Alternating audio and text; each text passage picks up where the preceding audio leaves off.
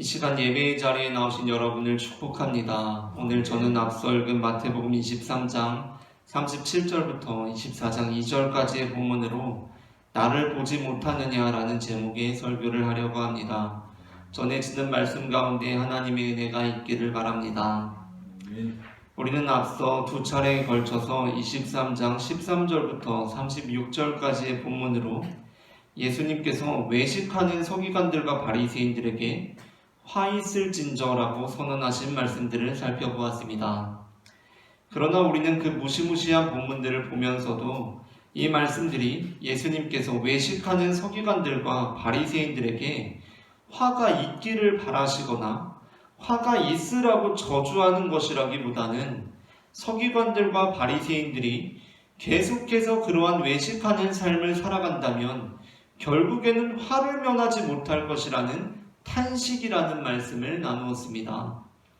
그리고 우리는 오늘 본문에 이르러 그 분위기를 가장 분명하게 느낄 수 있습니다. 앞서 읽어온 7번의 화 있을 진저로 이루어진 우리가 지난주와 그 지난주에 다루었던 본문은 오늘 본문 23장 37절부터 39절 그리고 24장 1절부터 2절의 예루살렘에 대한 탄식으로 이어집니다. 그리고 이 본문에서 마태복음에서는 특별히 예수님의 모습에 대해 묘사한 바가 없지만 우리는 이 본문과 관련되어 있는 누가복음 본문에서 이 말씀을 하시는 예수님의 모습에 대한 묘사를 살펴볼 수 있습니다. 누가복음의 경우에는 이 본문이 예수님께서 예루살렘에 입성하시고 성전을 정결케 하시기 전에 나오게 되는데 바로 19장 41절부터 44절입니다. 가까이 오사 성을 보시고 우시며 이르시되 너도 오늘 평화에 관한 일을 알았더라면 좋을 뻔하였거니와 지금 내 눈에 숨겨졌도다. 날이 이를지라 내 원수들이 토둔을 쌓고 너를 둘러 사면으로 가두고 또 너와 및 그 가운데 있는 내 자식들을 땅에 메어치며 돌 하나도 돌 위에 남기지 아니하리니 이는 내가 보살핌을 받는 날을 알지 못함을 인함이니라 하시니라. 아멘. 이 본문은 예수님께서 성전을 정결케 하시기 전에 베푸신 것으로 오늘 본문과 그 시기적으로는 약간 차이가 난다고 생각될 수 있지만 사실 시기적으로도 예루살렘 입성 이후에 나온다는 면에서 큰 차이라고 볼 수는 없으며 또 무엇보다도 그 내용적인 면에서 평화에 관한 일이 내 눈에 숨겨졌도다 라고 하시는 부분이나 예루살렘에 대해 돌 하나도 돌 위에 남기지 않고 돌 하나도 돌 위에 남지 않는다라는 표현을 사용한다는 점에서 깊이 연관되어 있습니다. 여기서 평화에 관한 일이 내 눈에 숨겨졌도다라는 표현은 오늘 마태복음 본문에서 이제부터 너희는 찬송하리로다 주의 이름으로 오시는 이와 할 때까지 나를 보지 못하리라 라는 표현과 관련되어 있는 것으로 오늘 마태복음의 이 표현 그리고 누가복음의 이 표현은 평화의 왕으로 예루살렘에 입성하실 때 울려 퍼진 21장 9절 말씀 찬송하리로다 주의 이름으로 오시는 이여 라는 고백과 관련되어 있습니다. 그런데 바로 이 말씀 예루살렘에 대하여 돌 하나도 돌 위에 남기지 않고 다 무너뜨려지고 말리라 라는 이 말씀을 하시는 예수님께서 누가복음에서 어떤 얼굴을 하고 계십니까? 하나님의 뜻을 저버린 예루살렘에 대하여 분기탱천에서 저주를 쏟아붓고 계십니까? 화를 내고 계십니까? 정의로운 심판관의 모습으로 엄중하게 그 형벌을 선언하고 계십니까? 그렇지 않습니다. 예루살렘에 대하여 돌 하나도 돌 위에 남기지 아니할 것이라고 말씀하시는 예수님의 모습에 대해 누가복음 19장 41절부터 44절 본문은 이렇게 시작합니다. 가까이 오사 성을 보시고 우시며 이르시되 예수님께서 예루살렘에 대한 저주처럼 들리는 말씀을 하고 계시는데 울고 계십니다. 그렇다면 그것은 저주가 아닙니다. 학교에서 친구들을 괴롭히고 못살게 군 일이 어머니의 귓가에 전해져서 한 초등학생이 어머니에게 회초리를 맞고 있습니다. 어머니가 아이의 종아리를 때리면서 너 이 녀석 나중에 뭐가 되려고 그러냐고 너 계속 그런 식으로 살면 아무짝에도 쓸모없는 사람이 되고 말 것이라고 말합니다. 그렇게 소리칩니다. 그렇다면 그것이 저주의 말씀입니까? 정말 너는 그렇게 될 것이고 그러한 삶을 살고 있으니 쓸모없는 인생이 되고 말 것이라는 그것을 바라는 말입니까? 그렇지 않습니다. 더군다나 그렇게 자녀의 종아리를 때리는 어머니 얼굴이 지금 어떻습니까?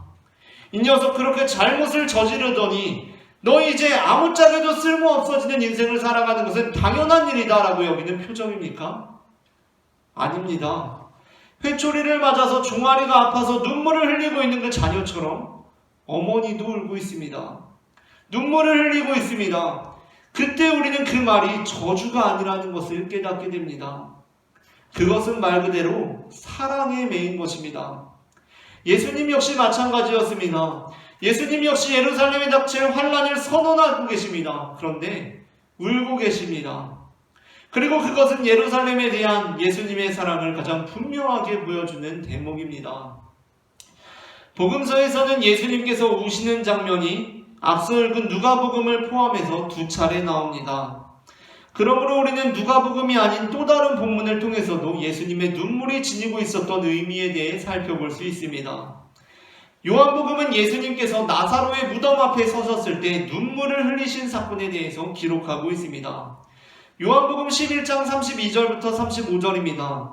마리아가 예수 계신 곳에 가서 배웁고 그 발 앞에 엎드려 이르되 주께서 여기 계셨더라면 내 오라버니가 죽지 아니하였겠나이다 하더라.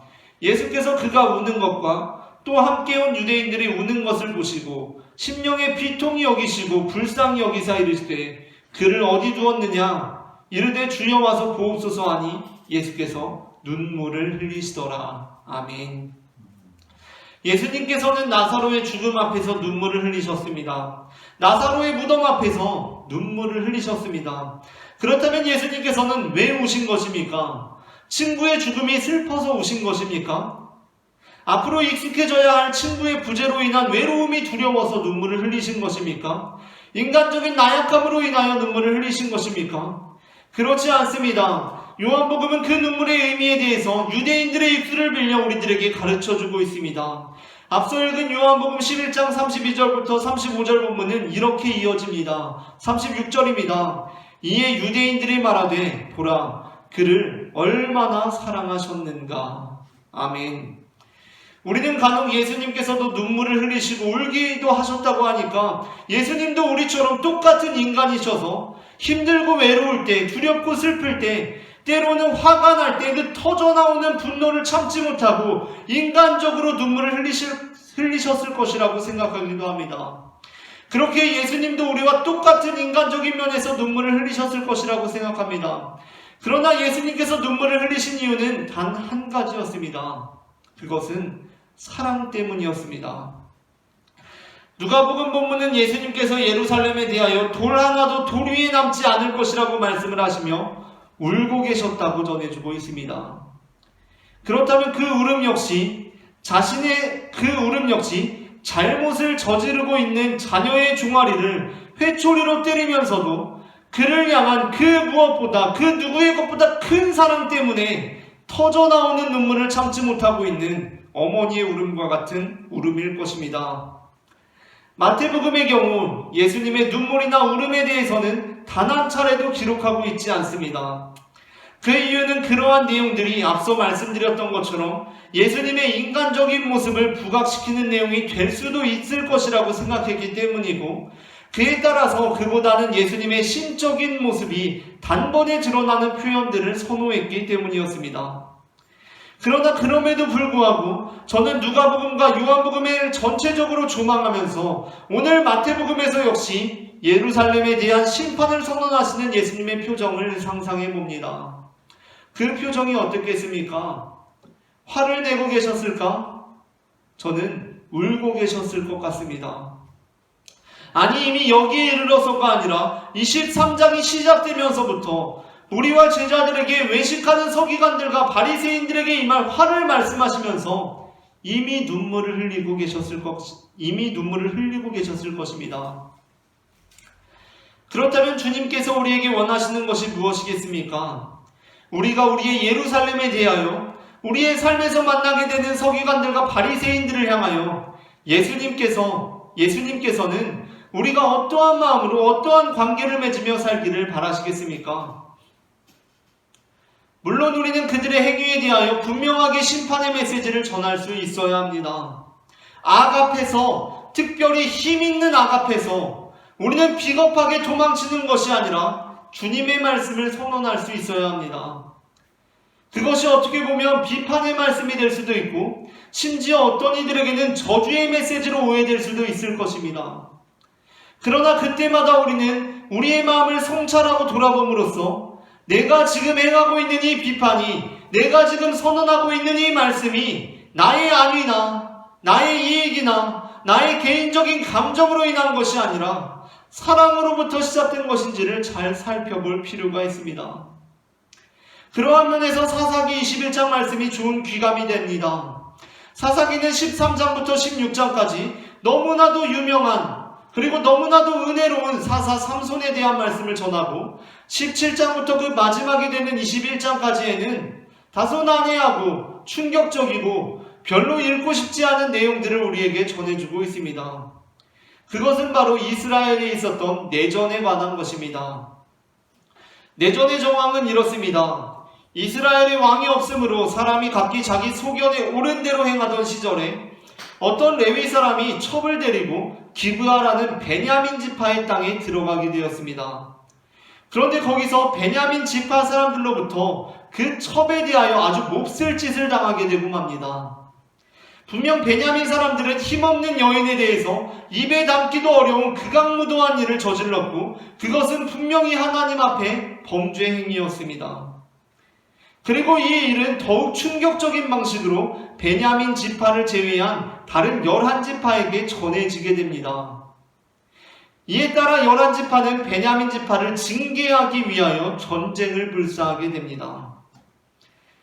그러나 전쟁은 한 지파 대 11지파의 싸움이었다고 해서 쉽게 11지파의 승리로 끝난 것이 아니었습니다. 전쟁은 어느 쪽이 이길지 모르는 승패를 나누어 갖는 전투들로 이루어졌습니다. 심지어 성경에서는 사사기에서는 11지파가 오히려 열세였다는 기록들이 담겨 있습니다. 하지만 그럼에도 불구하고 우여곡절 끝에 결국에는 11지파의 승리로 내전이 끝나게 됩니다.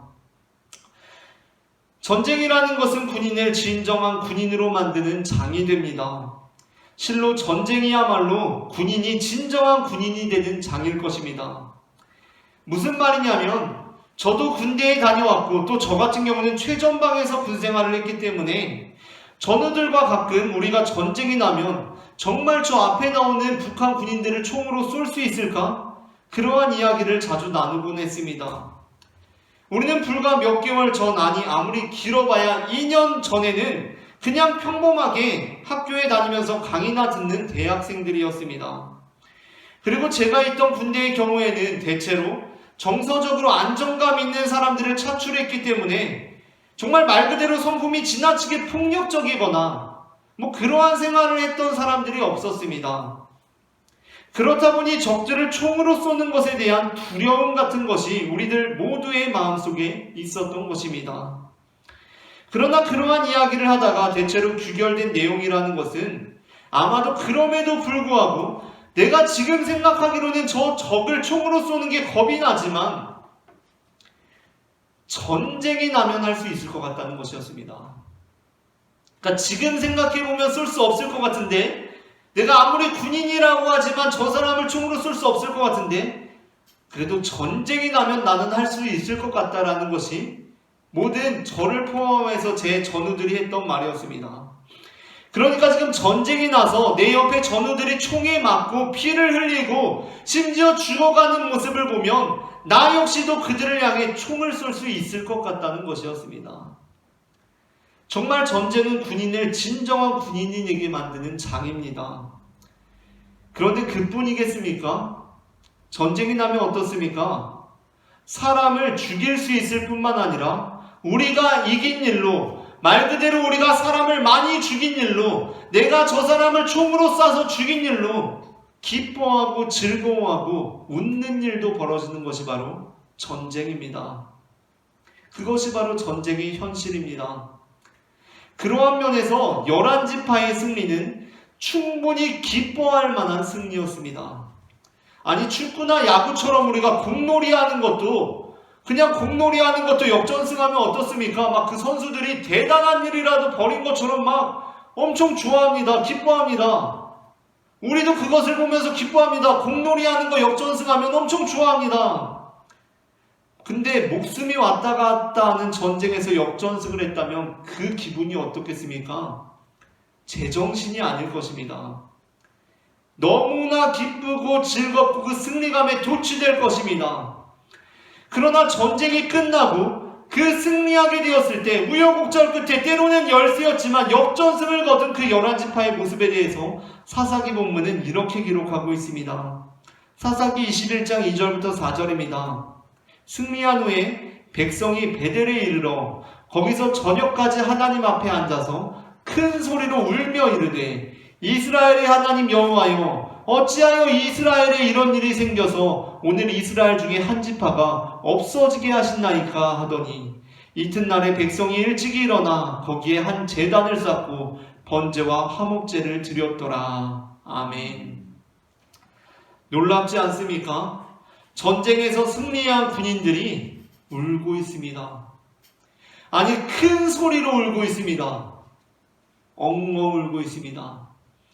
자기가 죽을지도 모르는 전쟁에서 승리했는데 승리감에 도취돼서 서로 기뻐하며 어깨동무라도 하고 전우들끼리 승리감을 만끽하는 것이 아니라 울고 있습니다. 저는 오늘날 종교 간의 갈등의 현장들을 바라봅니다. 내가 믿는 믿음으로 다른 사람들을 죽입니다. 또 종교 내의 갈등도 보게 됩니다. 내가 가지고 있는 신념으로 다른 신념들을 가진 이들을 공격합니다. 모두가 내가 믿고 있는 것이 바로 하나님의 뜻이고 유일한 진리이기 때문에 서로 싸웁니다. 물론 그럴 수도 있습니다. 그것 자체가 잘못했다는 것이 아닙니다. 어떠한 면에서 우리는 실제로 악과 싸워야 하는 사람들이기 때문에 그것이 하나님의 나라를 이루는 하나의 측면이 될 수 있습니다. 그러나 우리는 그때 우리의 모습을 늘 살펴보아야 합니다. 우리는 말씀이라는 거울을 통해 늘 우리의 모습을, 우리의 얼굴을 살펴야 합니다. 혹시 그 전쟁이라는 장을 통해서 우리가 어느새 제정신이 아닌 상태가 되어서 사람을 죽이면서도 웃고 있지는 않습니까? 우리가 이겼다고 즐거워하고 있지는 않습니까? 그들을 향한 심판의 메시지를 선언하면서 즐거워하고 있지 않습니까? 우리가 이겼다. 우리의 논리로 이겼다. 우리가 정치적으로 승리했다. 라고 하면서 웃고 즐거워하고 승리감을 만끽하고 있지 않습니까? 힘없는 한 아이를 괴롭히면서 우리 아직 청소년이라서 형벌을 면할 수 있다고 희죽대고 낄낄거리는 10대 청소년들의 모습을 볼 때처럼 저는 심판과 비판의 메시지를 전하면서 웃고 있는 우리의 모습을 볼 때 소름이 끼칩니다. 우리는 그 심판으로부터 자유로워 라고 말하는 그 모습을 볼 때 소름이 끼칩니다. 이스라엘 민족들은 그렇지 않았습니다. 이들은 전쟁을 치르면서 울고 있었습니다. 악과 싸우면서 울고 있었습니다. 희죽대고 우리가 이겼다 라고 말하는 것이 아니라 죽일 때마다, 이길 때마다 그 눈에서 눈물이 터져나오고 있는 것입니다. 어떻게 우리 안에, 우리 민족 안에 이렇게 악한 일이 벌어질 수 있는가? 그들은 자신들의 책임을 통감하며 울고 있었습니다. 오늘 본문에서 예수님도 울고 계십니다. 우리 역시 우리의 예루살렘을 바라볼 때 눈물이 나야 합니다. 우리의 서기관들과 바리새인들과 함께 살아갈 때 눈물이 흘러야 합니다. 감추려 해도, 억누르려 해도 터져나오는 울음이 우리의 삶에 늘상 있는 순간들이 되어야 합니다. 그러나 우리는 그렇지 않습니다. 우리는 무엇보다 눈물을 잃어버렸고 울음을 잃어버렸습니다. 저 하나님의 뜻대로 살지도 않는, 또 하나님을 믿는다고 하면서도 제대로 믿을 줄 모르는 저 사람들 다 지옥불을 면할 수 없을 것이라고 말하면서 어떻게 그렇게 눈물 한 방울 흘리지 않을 수 있는지, 우리에게는 사랑이 없습니다. 우리는 오로지 내 사정이 중요합니다. 내 상황이 중요합니다. 내가 가지고 있는 입장이 중요합니다. 내가 살아남는 것이 중요합니다.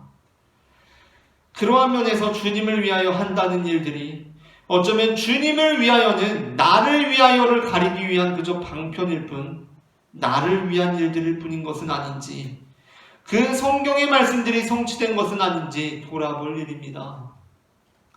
앞으로 읽게 될 마태복음 24장 12절은 재난이 시작되는 날에 사랑이 식어지리라 라고 말씀하십니다. 디모데후서 3장 1절부터 5절은 이렇게 말씀하고 있습니다. 너는 이것을 알라. 말세에 고통하는 때가 이르러 사람들이 자기를 사랑하며 돈을 사랑하며 자랑하며 교만하며 비방하며 부모를 거역하며 감사하지 아니하며 거룩하지 아니하며 무정하며 원통함을 풀지 아니하며 모함하며 절제하지 못하며 사나우며 선한 것을 좋아하지 아니하며 배신하며 조급하며 자만하며 쾌락을 사랑하기를 하나님을 사랑하는 것보다 더하며 경건의 모양은 있으나 경건의 능력은 부인하니 이 같은 자들에게서 네가 돌아서라. 싸울 줄은 알지만 눈물을 흘릴 줄은 모르니 이 같은 자들에게서 네가 돌아서라. 오늘 마태복음 24장 2절에서 예수님께서는 너희가 이 모든 것을 보지 못하느냐라고 말씀하십니다. 그런데 이 마태복음 24장 2절에 너희가 이 모든 것을 보지 못하느냐라는 이 본문은 마태복음 안에서 굉장히 어색한 본문 중에 하나입니다. 마가복음을 참고해서 기록된 마태복음은 대체로 그 글이 정교하게 고쳐져 있습니다. 그러니까 마태복음은 원래 마가복음이라는 문헌을 참고해서 기록하게 되었는데, 그렇다 보니까 마가복음에 조금 어색한 문장들을 다 고쳐 쓰는 경향이 있습니다. 정교하고 자연스럽게 고쳐 쓰는 것입니다. 그러나 이 본문은 오히려 마가복음에는 자연스럽던 문장이 마태복음으로 오면서 어색해졌습니다. 마가복음 13장 1절부터 2절입니다. 예수께서 성전에서 나가실 때에 제자 중 하나가 이르되 선생님이여 보소서 이 돌들이 어떠하며 이 건물들이 어떠하나이까. 예수께서 이르시되 네가 이 큰 건물들을 보느냐? 돌 하나도 돌 위에 남지 않고 다 무너뜨려지리라 하시니라. 아멘. 이 마가복음 본문에서 예수님께서는 성전 건물을 보고 있는 제자에게 네가 이 큰 건물들을 보느냐? 라고 아주 자연스럽게 말씀하십니다. 그런데 마태복음은 어떻습니까? 오늘 본문 24장 1절부터 2절입니다. 예수께서 성전에서 나와서 가실 때 제자들이 성전 건물들을 가리켜 보이려고 나오니 대답하여 이르시되 너희가 이 모든 것을 보지 못하느냐? 내가 진실로 너희에게 이르노니 돌 하나도 돌 위에 남지 않고 다 무너뜨려지리라. 마태복음에서는 성전 건물들을 가리켜 보이는 제자들에게 예수님께서 너희가 이 모든 것을 보지 못하느냐라고 아주 어색하게 말씀하십니다. 그래서 우리가 읽는 개역개정 성경이 아니라 다른 번역들 중 다수의 성경들은 이 본문을 개역개정과는 다른 방식으로, 그러니까 마가복음에 오히려 가깝게 번역해 놓았습니다. 예수님께 어떤 제자가 선생님 이 건물이 어떻습니까? 라고 말하자 예수님께서 너희가 이 건물들을 보지 못하느냐? 이 큰 건물들을 보느냐? 라고 그렇게 번역하고 있는 것입니다. 그러나 개역개정은 이 어색한 문장 그대로 번역해 두었습니다. 그 이유는 실제로 마태복음의 원어가 이상하게도 마가복음으로부터 그 본문을 가져오면서 마가복음보다도 오히려 더 어색하게 기록되어 있기 때문입니다.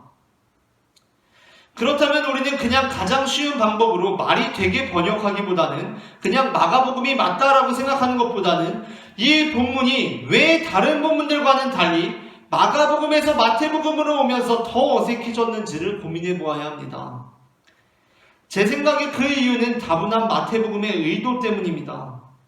마태복음의 경우는 예수님께서 제자들에게 네가 이 큰 건물들을 보느냐라고 말씀하신 것이 아니라 너희가 이 모든 것을 보지 못하느냐라고 말씀하셨다고 기록했습니다. 그 이유는 제자들의 시야가 지금 예수님의 사역에 대하여 모든 것을 전체적으로 조망하고 있지 못하다고 판단했기 때문이었습니다. 그러니까 너희가 이 모든 것을 보지 못하느냐라는 말씀은 어떤 말씀입니까? 너희가 지금 모든 것을 보고 있다는 것입니까? 제대로 보고 있다는 것입니까? 그것이 아닙니다. 너희가 모든 것을 보고 있지 못한다는 것입니다. 그러므로 우리는 이어지는 본문을 단순히 예루살렘 성전을 지칭한다기보다는 더 넓고 높고 깊은 의미에서 조망해 볼 필요가 있습니다. 그렇다고 한다면 여기서 예수님께서 사실 돌 하나도 돌 위에 남지 않고 다 무너뜨려지리라 라는 말씀이 단순히 예루살렘 성전을 향한 말씀이 아니라 다른 것을 의미한다고 생각할 수 있습니다. 물론 이 본문은 1차적으로는 예루살렘 성전을 향한 말씀입니다. 그러나 위대한 신인 예수님께서는 위대한 시인이기도 하시기 때문에 이 말씀을 통하여, 이 하나의 말씀을 통하여 우리가 가까이에서 볼 때에는 예루살렘의 의미이지만 우리가 전체적으로 조망해 볼 때 다른 의미를 발견하도록 그 말씀을 행하셨습니다. 그렇다면 그 성전이 무엇입니까? 돌 하나도 돌 위에 남지 않고 다 무너지게 될 그 성전이 무엇입니까? 바로 예수님 자신이었습니다. 이에 대해 요한복음 2장 19절은 2장 19절부터 22절 말씀은 이렇게 말씀하고 있습니다. 요한복음에서는 예수님께서 성전을 정결케 하신 사건이 복음서 초반에 기록되어 있기 때문에 이 본문 역시 복음서 초반에 나옵니다. 예수님께서 성전을 정결케 하시고 나오는 본문입니다. 예수께서 대답하여 이르시되 너희가 이 성전을 헐라 내가 사흘 동안에 일으키리라. 유대인들이 이르되 이 성전은 46년 동안의 지었거늘 네가 3일 동안에 일으키겠느냐 하더라. 그러나 예수는 성전된 자기 육체를 가리켜 말씀하신 것이라. 죽은 자 가운데서 살아나신 후에야 제자들이 이 말씀하신 것을 기억하고 성경과 예수께서 하신 말씀을 믿었더라. 아멘. 우리에게 사랑이 없을 때, 우리가 자기밖에 모를 때 우리의 시야는 좁아집니다. 나밖에 모릅니다. 나밖에 볼 줄 모릅니다. 나만 봅니다. 세상적인 것들만 바라봅니다. 누가복음 21장 5절에 나오고 있는 것처럼 우리의 입술은 오로지 그 예루살렘 성전의 아름다운 돌과 헌물로 꾸민 것을 말하는 데만 바쁩니다. 주님을 바라보지 못합니다. 주님을 인식하지 못합니다. 예수님께서는 지금 내 옆에서 예루살렘의 심판을 말씀하시면서 그리고 우리를 위해 당하실 고난을 말씀하시면서 그들에 대한 사랑 때문에 우리에 대한 사랑으로 인해서 울고 계신데 눈물을 흘리고 계신데 우리는 한편으로는 우리랑 생각이 맞지 않는 이들을 다 죽이고 비판하고 저주하면서 또 한편으로는 세상적인 것에 눈이 홀려서 그것을 말하는 데만 바쁩니다. 그것이 문제라는 것입니다. 누가복음 23장 26절부터 28절에는 예수님께서 나를 위하여 곧 예수님을 위하여 울지 말고 너희와 너희 자녀를 울라라는 말씀을 들은 예루살렘의 딸들에 대한 말씀이 나옵니다. 누가복음 23장 26절부터 28절입니다. 그들이 예수를 끌고 갈 때에 시몬이라는 구레네 사람이 시골에서 오는 것을 붙들어 그에게 십자가를 지워 예수를 따르게 하더라. 또 백성과 및 그를 위하여 가슴을 치며 슬피 우는 여자의 큰 무리가 따라오는지라. 예수께서 돌이켜 그들을 향하여 이르시되 예루살렘의 딸들아 나를 위하여 울지 말고 너희와 너희 자녀를 위하여 울라. 아멘. 앞서 누가복음 19장 44절에서 예루살렘의 함락과 관련하여 네 원수들이 너와 및 그 가운데 있는 네 자식들을 땅에 메어 칠 것이라고 말씀하신 예수님께서는 이제 예루살렘의 딸들에게 너희는 나를 위하여 울지 말고 너희와 너희의 자녀를 위하여 울라라고 말씀하십니다. 그런데 우리는 어떻습니까? 사실 그것이 참 안 됩니다. 잘못한 사람들에게 화를 내기는 쉽고 비판을 하기는 쉽고 공격하기는 쉽고 저주하기는 쉽지만 어쩐지 눈물이 나지는 않습니다. 그 이유가 무엇입니까? 저는 그 이유가 어쩌면 우리가 이미 울고 있지 않기 때문일지도 모르겠습니다. 우리는 어느새 내 친구들, 내 이웃들, 내 원수들을 바라보아도 눈물이 흐르지 않는, 눈물이 말라버린 사람들인 것이 아니라 어느새 주님의 십자가를 바라보면서도 그저 멀뚱히 바라볼 뿐 눈물이 흐르지 않는 것입니다. 예수님께서는 마지막에 11 제자에게 마지막 말씀을 분부하신 것처럼, 그리고 요한복음에서 그 사랑하시는 제자에게 그 어머니를 부탁하신 것처럼 지금 특별히 어떠한 사람들에게 이 사명을 위임하고 계십니다. 그들이 어떠한 사람들입니까? 예수님의 십자가를 바라보면서 엉엉 울고 있는 사람들입니다. 예수님의 십자가를 바라보면서 엉엉 울고 있는 예루살렘의 딸들을 향해 예수님께서는 너희는 이제 너희와 너희 자녀들을 위해서 울어라 라고 그 사명을 부탁하고 계십니다. 그러나 우리는 어떻습니까? 우리는 이미 그 사명을 받지 못할 정도로 눈물이 말라버린 사람들이라는 것입니다. 그 돌 위에 돌 하나 남지 않고 처참하게 무너진 흔적을 바라보면서 눈물 한 방울이 나오지가 않는 것입니다. 그러니 어찌 우리가 주님으로부터 너는 나를 위하여 울지 말고 너희와 너희 자녀를 위하여 울라라는 말씀을 감당할 수가 있겠습니까? 그러므로 이 시간 혹시 내 친구들을 생각해도, 내 이웃들을 생각해도, 내 원수들을 생각해도 도저히 눈물 한 방울 나오지 않으시는 분들이 있다면 절대 억지로 울려고 하지 마시기를 바랍니다. 억지로 울지 말아야 합니다. 그보다도 우리는 암탉이 그 새끼를 날개 아래에 모음같이 우리를 품으시고 우리를 구원하시는 예수 그리스도를 바라보며 그분의 사랑을 알기를 원하며 그분의 십자가를 묵묵히 바라보아야 합니다. 이제 보다 넓은 시각을 가지고, 보다 깊은 시각을 가지고, 보다 높은 시각을 가지고 예루살렘에 멈추어 있는 우리의 시선을 우리의 성전이 되시는 주님을 바라보아야 한다는 것입니다. 우리가 믿는 진리 안에서 이웃에 대한 사랑, 원수에 대한 사랑, 적을 미워하고 증오하고 공격하는 것이 아니라 그로 인하여 아파하고 애통해하는 이 마음은 오로지 예수 그리스도 안에서 가능합니다. 그러므로 만일 우리 안에 이웃에 대한 사랑, 원수에 대한 사랑, 원수들을 생각할 때 마음이 아프고 애통한 마음이 없다면 우리가 회복할 것은 예수 그리스도에 대한 우리의 마음입니다. 그분께서는 우리를 위해 십자가를 지셨습니다. 그 십자가를 지고 골고다 언덕으로 오르셨습니다. 참으로 그분은 황폐하게 버려진 바 되었으며 돌 하나도 돌 위에 남지 않고 처참하게 무너져 내리셨습니다. 우리는 이제 그분을 온전히 바라보아야 합니다. 이 모든 것을 보지 못하느냐? 나를 보지 못하느냐? 너희는 이 모든 것을 볼 수 있는 자들이 되어야 한다는 주님의 그 음성을 듣고 세상적인 시각에서 볼 때에는 휘황찬란하게 보이지만 하나님의 영광이 떠나버린 예루살렘 성전이 아니라 세상적인 시각에서 볼 때에는 눈길조차 가지 않는 그러한 하나님의 영광이 다시 임할 참된 성전 예수 그리스도를 바라보아야 합니다. 그 참된 성전 십자가에 달리신 예수 그리스도를 통하여 살아계신 하나님께서 그를 다시 일으켜 세우사 우리에게 새 소망을 주시며 우리의 무너진 믿음을 다시 수축하시고 우리의 식어진 사랑을 다시 뜨겁게 해주실 것입니다. 이처럼 하나님께서는 우리가 예수 그리스도를 바라볼 때 우리의 믿음을, 우리의 소망을, 우리의 사랑을 온전히 이루시는 분임을 저는 마태복음 23장 37절부터 24장 2절 말씀을 근거로 고백합니다.